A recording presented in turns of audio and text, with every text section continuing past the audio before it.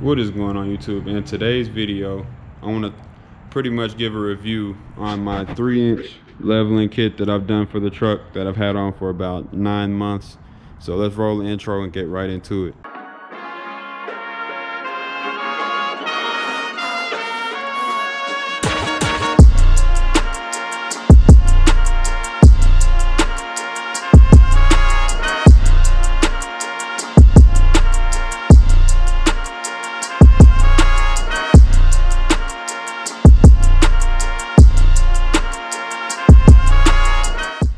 Alright, so welcome back everyone. Again, this is my 2004 rear wheel drive Chevy Tahoe. So this is not a 4x4, and I did a 3-inch leveling kit on it about 9 months ago, and I want to give my overall thoughts on everything to do with it. So the first thing I want to talk about is the specs. Let's go over my build pretty much. So first thing I did was I started with some cheap leveling kit. I'll put the name of it, but I found this cheap leveling kit.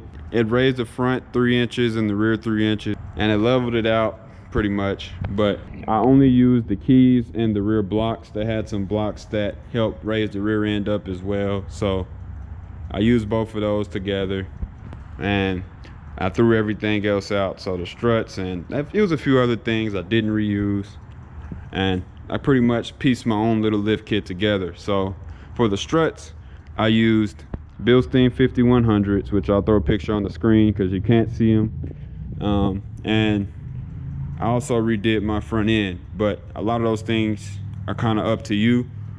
So for the lift kit itself, the other stuff I did was I redid the whole front end, upgraded the tie rods, I upgraded the up control arms, changed the lower control arms, changed the sway bar end links. I did all of that kind of stuff, beefed up the front end. Yeah, so that's pretty much everything. Let's go ahead and talk about if it was worth it or not to just cheap out and go with the leveling kit, which I kind of didn't cheap out on, or if it would have been more worth it to do a lift kit. And for me personally, if I had to do it over again, I'm still getting a leveling kit, and here's why. So for me personally, I drive this truck every single day. This is my daily driver. Currently, this is my only vehicle until I get that one back running, which still, this is my only vehicle for right now. So the main thing I wanted was great drivability. And for rear wheel drive Tahoes, the only lift kits offered were 6-inch lift kits. And I did not want to lift this truck 6 inches. Once I saw how 20x12s looked on a 3-inch lift kit, a 3-inch leveling kit, I was sold immediately. So that's the look I wanted, and this is how I wanted my truck to sit. So that ended up being great, just because I had to drive in a parking garage every day for work, and it wouldn't have been, this truck wouldn't be able to fit if I went with a 6-inch lift kit. So that's one of the main reasons I didn't want to go with the bigger lift kit. I wanted to have the drivability. But one drawback with not going with the lift kit was the fact that this truck rubs very bad. Well, not very bad, but it rubs, and I believe it catches a little bit like right off in where my finger is, and then it catches back there too, which as you can see is bent that metal a little bit.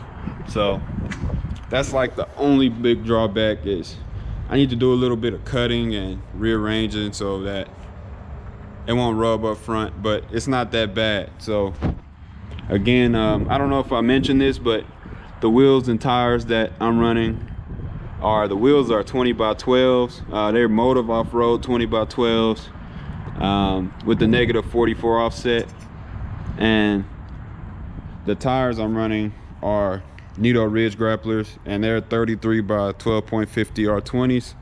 So that's why it rubs. That's a pretty extreme setup for only a 3-inch lift on a Tahoe.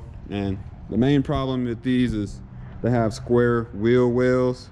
So lifting these, like any Chevy SUV or truck from the early 2000s even till now, is that the way that these are shaped is not very ideal for bigger wheels and tires. So that's like the main issue I'm having.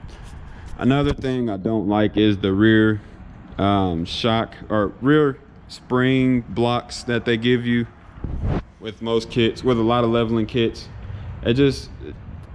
It doesn't give you the same ride quality as having a spring, of course, but I would prefer to have a bigger spring or something better back there. It's not a huge deal, but if you're towing a lot, or if you don't have a lot of weight back there and you start going over bumps, the rear is pretty stiff without it. So that's something to think about, especially if you do a lot of off-roading, but it hasn't caused me too many problems. It's kind of a minor thing. It still rides smooth. So let's talk about the ride quality itself now. So the ride quality is actually even better than it was before. Before I put this lift kit on, everything on my front end was bad, and I can't think of a part that wasn't bad. Every ball joint was busted, spitting out grease. Both of my control arms, upper and lower, were shot. My struts were shot.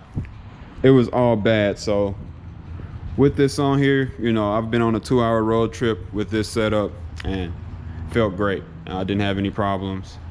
Drove great. So it's very comfortable. The ride quality, I think, would probably still even actually be better than stock. It's very comfortable to drive every day with this leveling kit.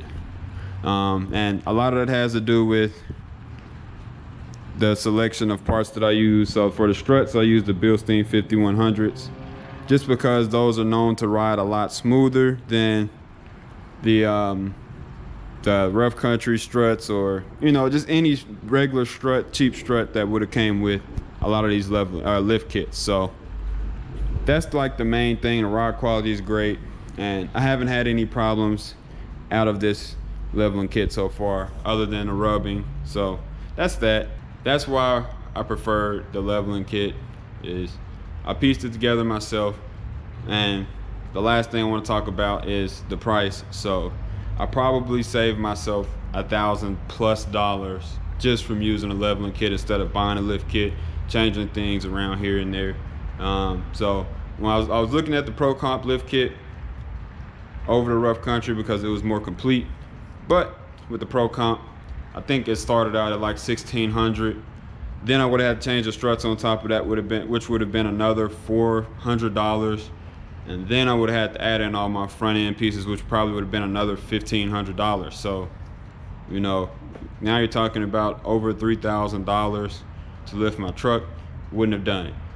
Where with this leveling kit, you still keep the front end pieces, which I had to change everything.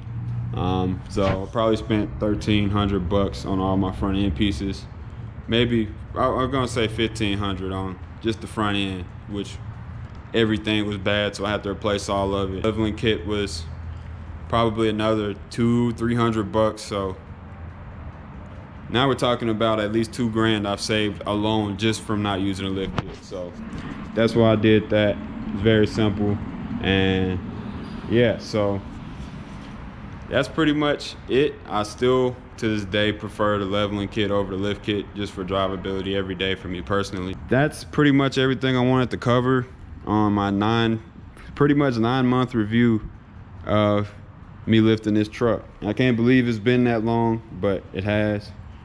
So for all my people thinking about going with the leveling kit and piecing your kit together to lift it, it's worth it. It's always everything else is up to you. The only other thing I would consider are the springs, you know, your rear spring setup. So that's really it. Everything else is pretty simple.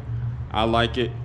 I'm gonna keep this set up how it is. I'm just gonna improve on it and keep it going. So I have more truck content I'm gonna upload. So y'all stay tuned for that. You know, I know a lot of y'all have subscribed to see the truck, and I don't want to get so wrapped up in this project that I forget about my truck. So I call this a truck, but it's an SUV.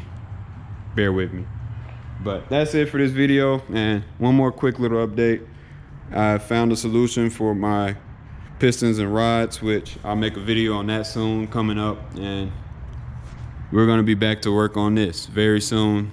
So that's it for this video. If you liked it, go ahead and leave a like, subscribe, comment, and let me know what y'all think about a lift kit versus a leveling kit in the comments below. I love to hear y'all's opinions, and I want to see what y'all have to say, or I want to hear what y'all have to say. So that's going to do it for this one, and I'll see y'all in the comments below.